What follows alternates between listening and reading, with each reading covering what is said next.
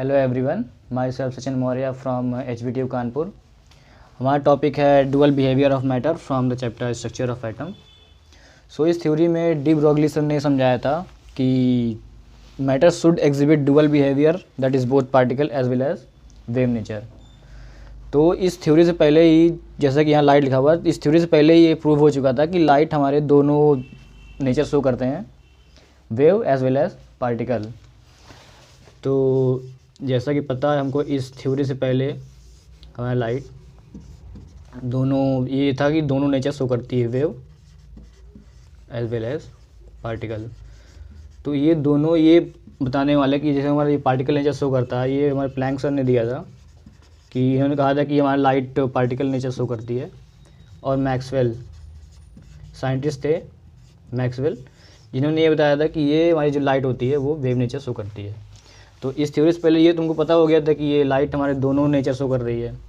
फिर एक साइंटिस्ट आते हैं डी ब्रोगली, जिन्होंने ये दिया था डुअल नेचर ऑफ मैटर।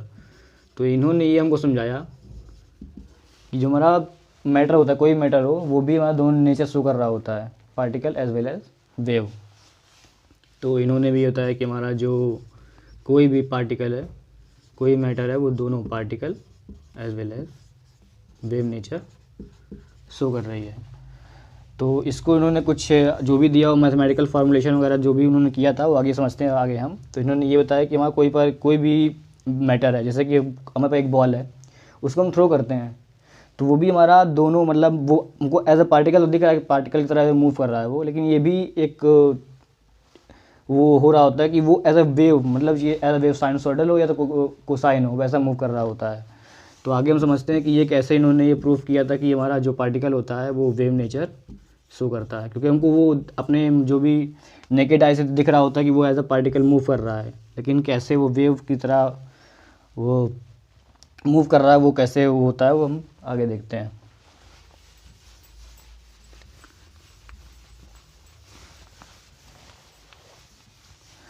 तो जैसा कि हमको पता है कि energy E equals to H nu होती है, और E equals to MC square, जहाँ न्यू हमारा फ्रीक्वेंसी ऑफ पार्टिकल है, वेव है, और C is velocity of light है, मास M हमारा मास है। तो जैसा कि हमको पता है कि दोनों हमारा यहाँ एनर्जी शो कर रहे हैं, तो इसको हम इक्वेट कर सकते हैं, that is H nu equals to MC square. तो जैसा कि हमको पता है कि न्यू इक्वल्स हमारा क्या होता है, C/λ।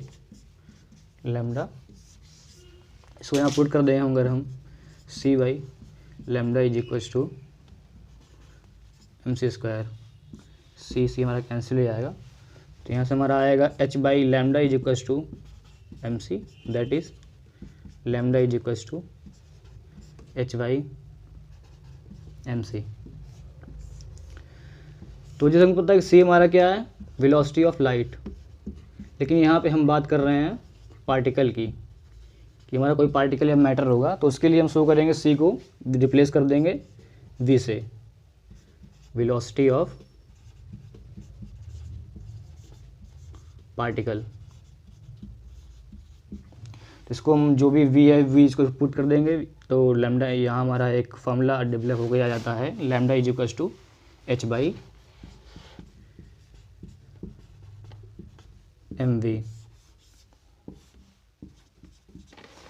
जैसे हमको पता है कि हमारा mv क्या होता है,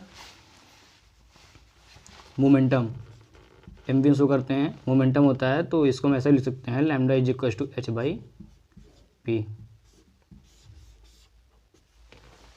पास करो। तो जैसा कि हमारा ये lambda is equals to H/p आता है, तो इसको हम और थोड़ा सा डिटेल में समझते हैं कि lambda is equals to H/p का क्या हमारा फिजिकल मीनिंग है, या तो इसका क्या मतलब है। तो जैसे हमारे इक्वेशन से ये तो पता चल गया हमको कि lambda is equals to H/p momentum, और H/mv होता है, जो कि हमारा यहाँ पे मास के m क्या है, mass of the particle,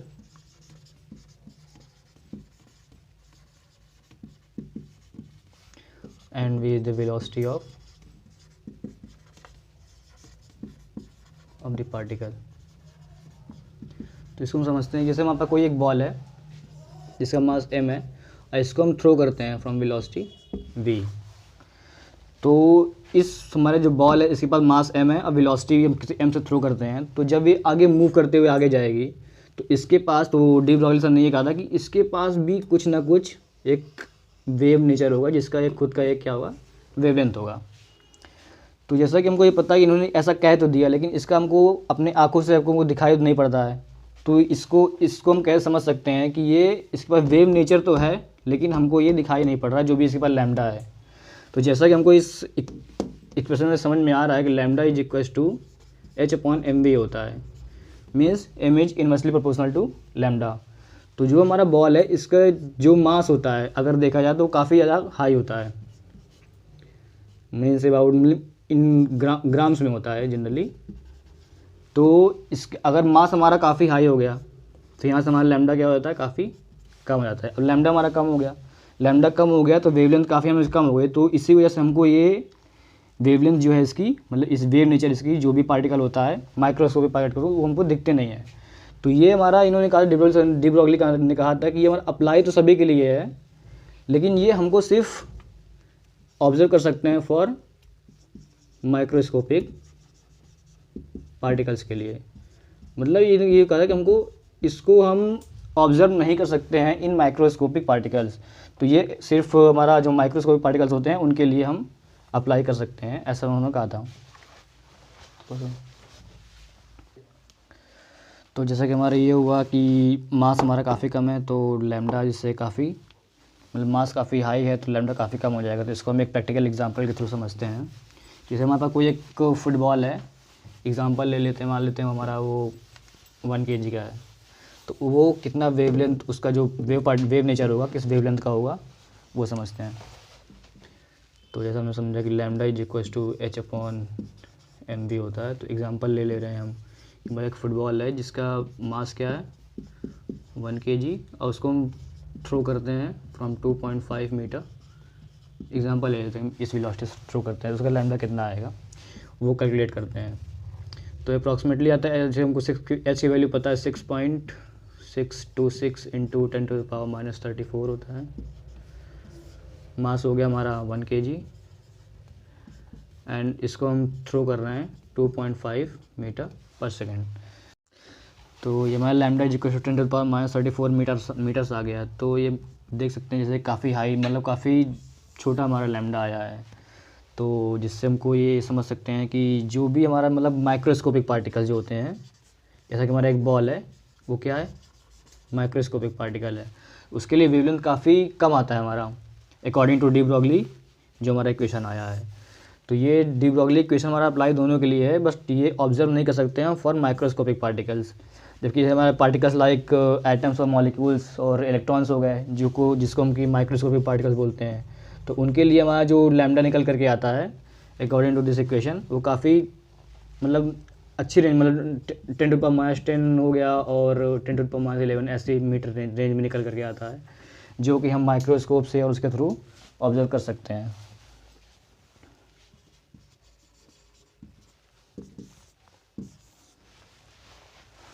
We are going to derive a relation between de Broglie wavelength and kinetic energy। तो इसको ड्राइव करने के लिए जैसे हमने ड्राइव किया था अभी कि lambda is equals to h/mv होता है हमारा according to de Broglie wavelength and kinetic energy होता है हमारा हाफ mv²। तो ये दो इक्वेशंस हैं। तो हम यहाँ से v अगर निकाल लें तो ये हो जाएगा 2√2 k/m। यहाँ से जो हमने v फाइंड किया है इसको पुट कर देते हैं इस equation lambda is equals to h/mv में, क्या हो जाएगा h/m, v हमारा आया है 2k√m।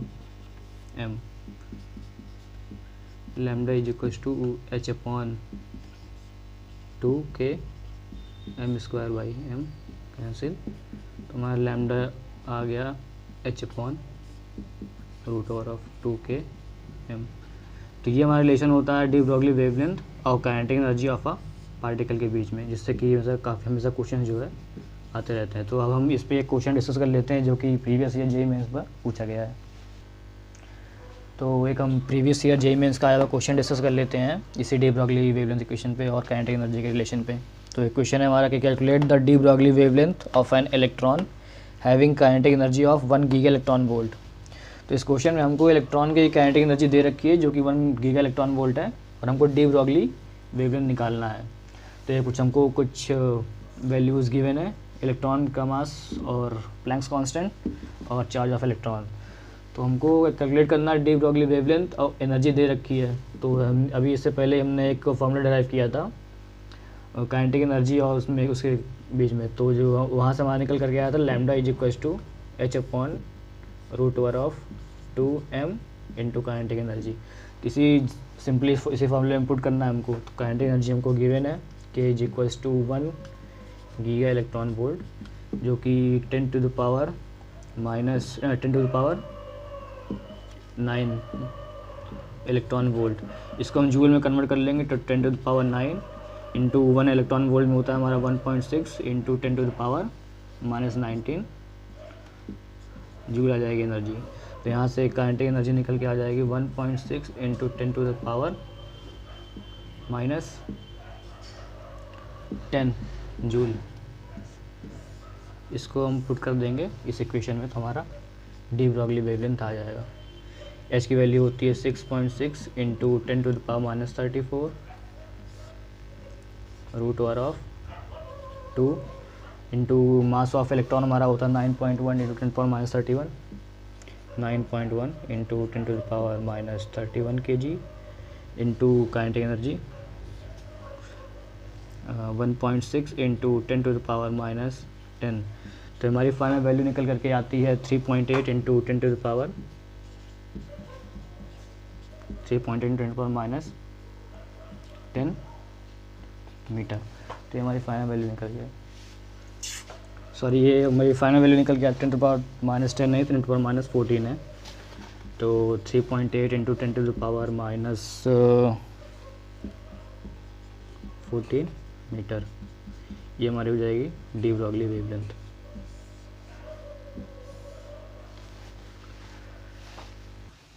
सो हम एक और क्वेश्चन डिस्कस करते हैं जो प्रीवियस ईयर आया हुआ क्वेश्चन है। द क्वेश्चन है the ratio of wavelength of proton and neutron accelerated by potential Vp and Vd is 1:2। Then the ratio of Vp and Vd, मतलब इस क्वेश्चन में हमको प्रोटॉन और न्यूट्रॉन का जो है वेवलेंथ का रेशियो दे रखा है 1:2। तो Vp एंड Vd के रेशियो को निकालना है। तो सॉल्यूशन करते हैं इसका। हमको फाइंड करना है Vp बाई Vd। तो जैसे हमको पता है कि प्रोटॉन और न्यूट्रॉन के मास का रिलेशन क्या होता है, mass of neutron is equal to 2 times of mass of proton होता है। तो अब हमको रिलेशन पता है lambda is equal to h by P होता है यहाँ से। और क्या दे रखा है प्रोटॉन एंड न्यूट्रॉन वेवलेंथ, तो h upon 2 root over of lambda is equal to h upon 2 root over of 2m and k। And for proton अगर चार्ज की बात करें तो हम k is equal to kinetic energy को हम लिख सकते हैं E into V. E that is charge into potential difference. तो ये हमारा काइनेटिक एनर्जी हो जाएगा, इसको इस पर पुट कर देंगे तो लैम्डा हो जाएगा h अपॉन 2m q और v। तो अगर हम ये वेवलेंथ निकालें प्रोटॉन के लिए तो h upon 2m p charge होता है हमारा E into V P first हो गया। And for neutron h upon 2 इसके रिस्पेक्ट में निकालते हैं तो mass of 2 times of mass of proton रख सकते हैं हम इसको इंटू चार्ज सेम होता है E इंटू वी डी। ये सेकंड इक्वेशन हो गया। तो हमको सिंपली दोनों का बस रेशियो लेना है और इससे हमारा सॉल्व हो जाएगा।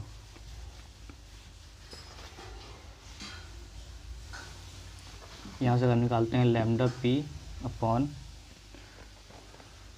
Lambda D is equals to h upon root over of 2mp into E into V D into, इसका रेशियो लेना है हमको, तो नीचे एच हो जाएगा, ऊपर हो जाएगा 2 into 2 times of M deuteron into E into V, यहाँ वी प्रोटॉन है हमारा, इंटू वी इंटू ड्यूट्रॉन।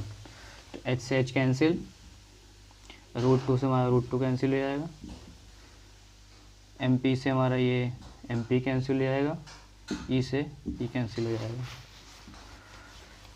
तो यहाँ से हमारा निकल करके आएगा lambda P upon lambda D is equals to, ऊपर क्या बचा हमारा 2 इंटू वी डी, नीचे है √/वी पी, स्क्वायर बहुत डिसाइड कर दें तो हो जाएगा lambda P upon lambda D का whole square is equals to 2 V D upon V P. अब क्वेश्चन वो गिवन है कि रेशियो ऑफ वेवलेंथ दोनों का 1:2 है, प्रोटॉन टू न्यूट्रॉन, तो इसको 1:2 का whole square is equals to 2 V D upon V P, हमको निकालना है we P upon V D, तो यहाँ से हमारा हो जाएगा 1/2 is equals to 2 V D upon V P, यहाँ से हमारा आ गया V P upon V D is equals to 4/1, that is 4:1। So हमारा ऑप्शन डी करेक्ट हो गया।